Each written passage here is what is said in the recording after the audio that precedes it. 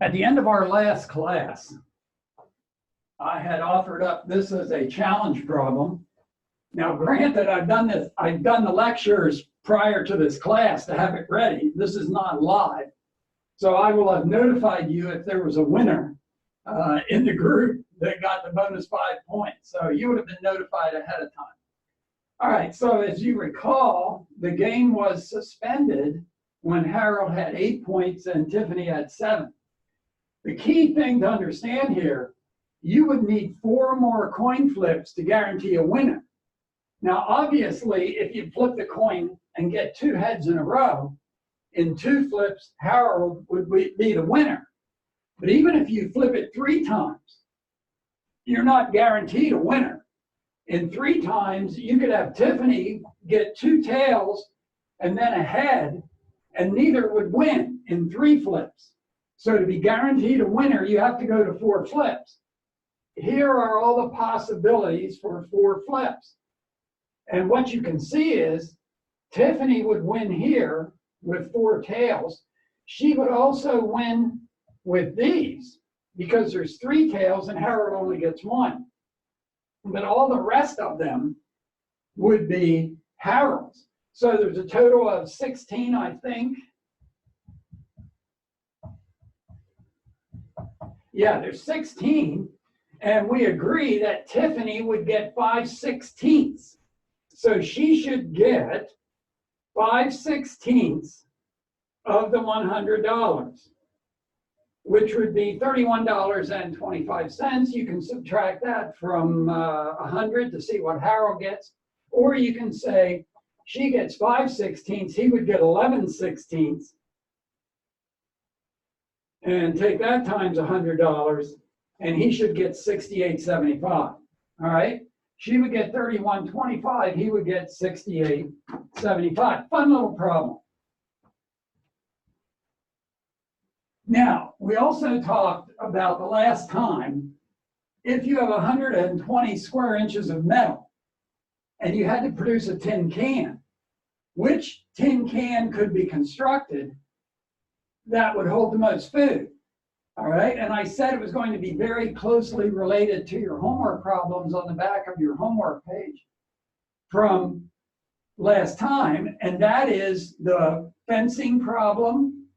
If you have 200 feet of fencing and you want to make the biggest pasture possible, or if you have a certain amount of area you want in the pasture, what's the least amount of fence possible? And both of your charts should have come up to have given you a square. Both of them should have been a square. Will give you the most area with the same amount of fence, or the least amount of fencing with a certain area, okay? So when you look at these, the same thing applies. The tin can problem, if you hold a tin can up and look at it from the side, which tin can would look most like a square? And really, none of these do. This kind of looks like that little chubby can of soda, which is close. That's probably the best one. The big can of fruit cocktail would give you a can that looks most like a square. The next time you go in a grocery store, hold a can up and look at it from the side. If it looks like a square, you know that there's an efficient use of the metal in constructing that can. Okay, but for today, we are going to devote all our time together today in doing some of the hardest word problems you will see, okay? And once again, music majors, I couldn't help myself. The Story in Your Eyes, album 2, Moody Blues. It was a great album. So anyway, story problems is where we're headed for today. Now, what I'm going to do, I am going to go through all of these problems, set them up so that you have a model to go by when you're working out your homework problems, okay? So for instance, when you have rate, time, and distance problems, you should make a chart.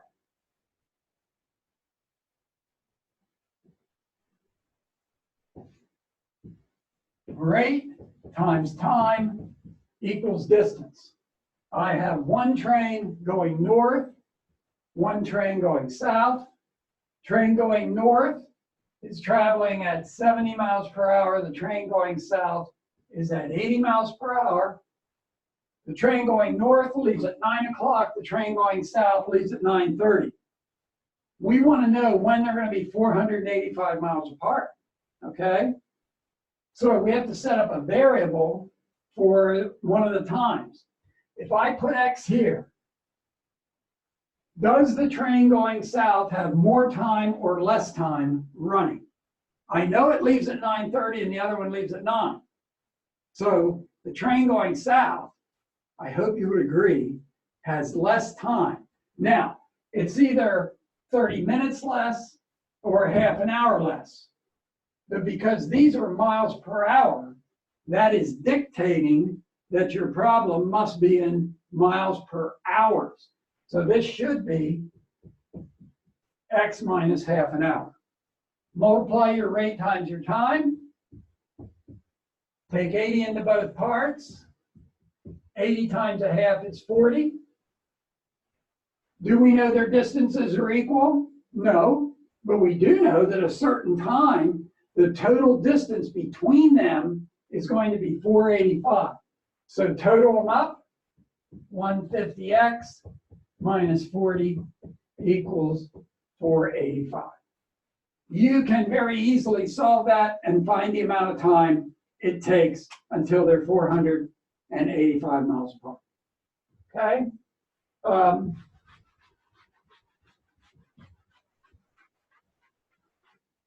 Next one, rate, time, and distance problem.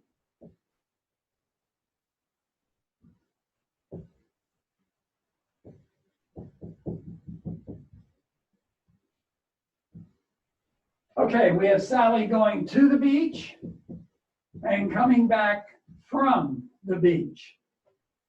She goes at an unknown speed. We don't know how fast, but we do know it takes her 3 hours.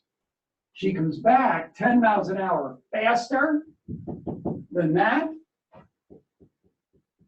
and it takes her 2.5 hours because she's gone faster. Multiply straight across. I get 3x, 2.5x, and 2.5 times 10 is 25. Okay? When you go someplace and turn around and come back home, go someplace, turn around, come back home, haven't you traveled the same distance? So I know I can set 3x equal to 2.5x plus 25. Then you can very easily solve that, and it'll tell you what her speed was going, and 10 miles to it, 10 miles an hour, you'll get her speed returning.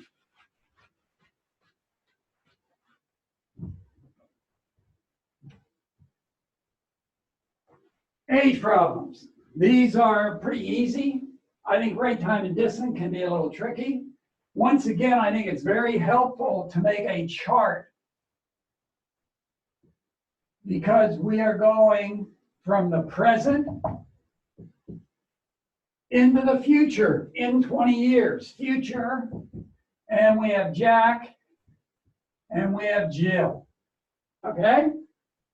Jack is 10 years older than his niece. Who do we know the least about? Jill. Put the variable for Jill. He is 10 years older. Would you agree? It's 10 plus J. In 20 years. Stop. Don't go any further. In 20 years. If I said to you, how old will you be 20 years from now?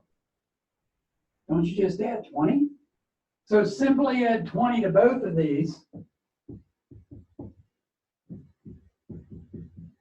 And 20 years from now, we know their ages will add up to 110. Just add these two up. 50 plus 2j, set it equal to 110. And you can solve it. Let's set this one up. Again, make a chart.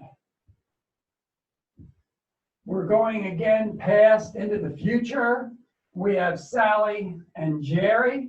Sally is 12, Jerry is 4. This time, you have a wrinkle. In how many years? We don't know how many years we're going into the future. So we have to use a variable. In how many years? In how many years? X. How far into the future? I don't know. 12 plus x, 4 plus x. Okay? Now it says, in how many years will Sally's age? Sally's age, 12 plus x. In how many years will Sally be 1.5 times as old as Jerry? Will equal 1.5 times Jerry. And there it is. Take your 1.5 into both parts, solve the equation, and you can tell how many years we are going into the future.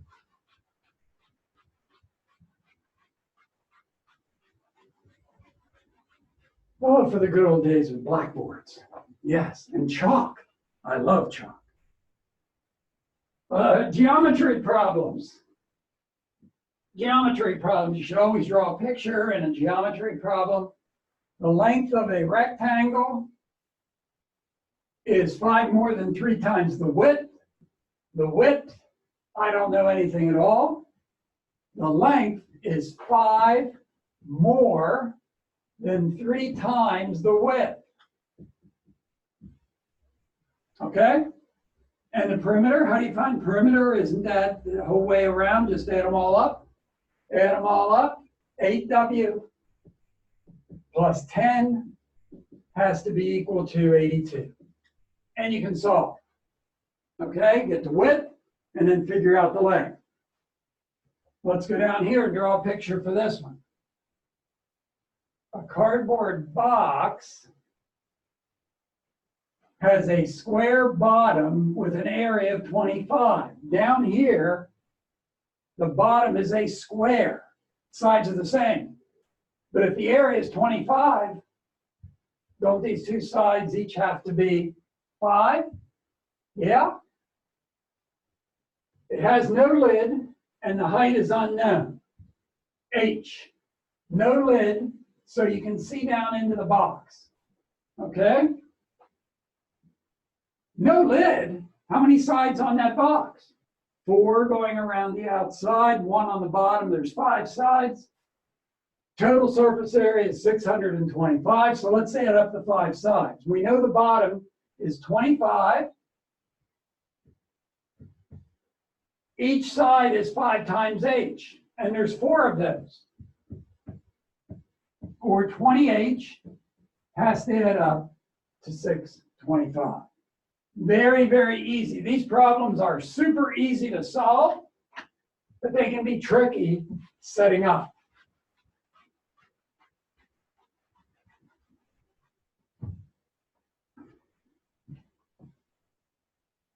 Oh, yes. My favorite, but I'm sure you probably won't like them, are these chemical problems. All right? So let's talk about how you do a chemical problem. I have 200 milliliters. That is 35% salt. It's 35% salt. If you were to take 0.35 times that, I think you get 70. So there must be 70 milliliters of salt, and the rest of it, 130 milliliters of water. If you multiply by the percentage, it'll tell you how much salt.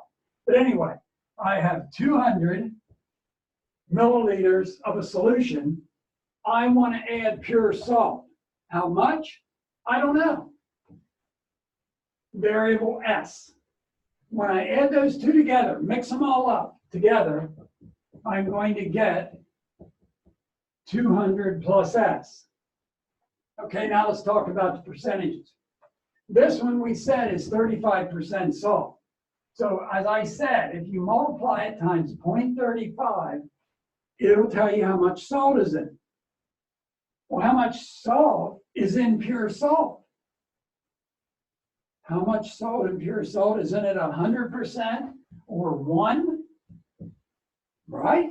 And if you add the amount of salt that you have on the left side, it's equal. It should be equal to the amount of salt on the right side. And what percentage do we want over here?